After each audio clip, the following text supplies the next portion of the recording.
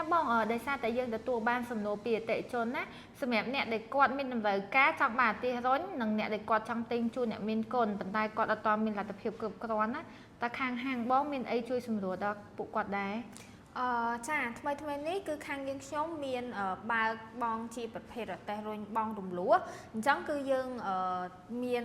ច្រើនម៉ូតទៅតាមតម្រូវការរបស់ពួកគាត់ហើយសម្រាប់ការម៉ូតផ្សេងផ្សេង